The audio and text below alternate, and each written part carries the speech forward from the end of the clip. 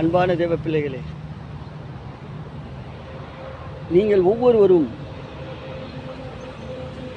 கர்த்தருடைய கரத்தில் உள்ளங்கையில் அவர் வரைந்து வைத்திருக்கிறார். எத்தனை பேர் நம்புறீங்க?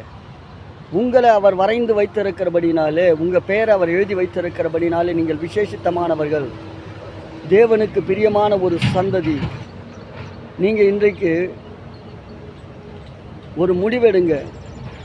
நான் என் தேவனோடு கூட இருக்கிற என்னுடைய உறவை கொஞ்சம் கூட குறைவில்லாமல் பரிசுத்த அலங்காரத்தோடு கூட அவரை தொழுது கொள்ளுகிறதான உன்னதமான ஒரு வாழ்க்கையை நீங்கள், உங்கள் பிள்ளை, உங்கள் குடும்பம் எல்லாமே கர்த்தரை சார்ந்து வாழ்கிற போது, தேவ பிள்ளையே, உன்னதமான தேவன் மறைவிடத்தில் உங்களை வைத்து பாதுகாக்கிறவர். ஏன்னா உள்ளங்கையிலே உங்களை வரைந்து வைத்திருக்கிறார். உங்கள் பெயர், உங்கள் வாழ்க்கை, உங்கள் வாழ்வு நாட்கள், உங்களுடைய ஆசீர்வாதத்தின் காலங்கள் எல்லாவற்றையும் கர்த்தர் முன் குறித்து ஆராய்ந்து அறிந்து வைத்திருக்கிறார். அவர் முன்னாடியே குறித்து வச்சுட்டார்.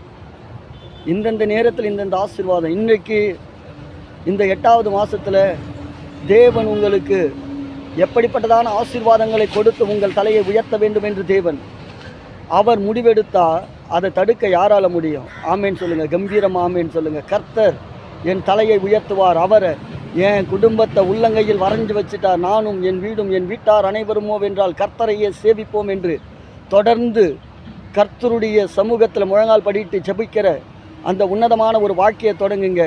உங்களுடைய வாழ்வு காலம் வீட்டில் அரிசி பாத்திரம், எண்ணெய் பாத்திரம் குறைவே இருக்காது. ஒரே ஒரு குடம் எண்ணெயை வைத்து எல்லா கடன்களையும் அரைக்க தேவன் கிருபை கொடுத்து மீதம் எடுக்க எப்படி ஆசீர்வாதமான ஒரு வாழ்க்கையை கொடுத்தாரோ, அதே போல் இன்றைக்கும் உங்கள் இடத்துல இருக்கிற கொஞ்சம் அந்த ஆசீர்வாதத்தை வச்சு குறைவில்லாத நிறைவாக நடத்தி மீதம் எடுக்கத்தக்க வண்ணமாக ஆசீர்வாதத்தை கொடுக்க போகிறார். அதுவும் கர்த்தர் முன்குறித்து வைத்திருக்கிறார். என்ன, நீங்கள் கர்த்தருடைய தலைமுறை, உங்கள் பிள்ளை கர்த்தருடைய சந்ததி, உங்கள் குடும்பம் கர்த்தருடைய ஆசீர்வாதம் பெற்ற குடும்பம். நீங்கள் கர்த்தருடைய ஆலயத்திலே நட்டப்பட்டவர்கள். ஆமென்.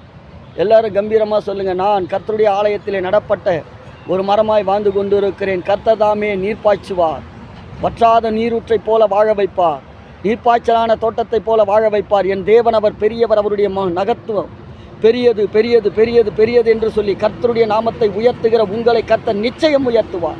ஆமென்.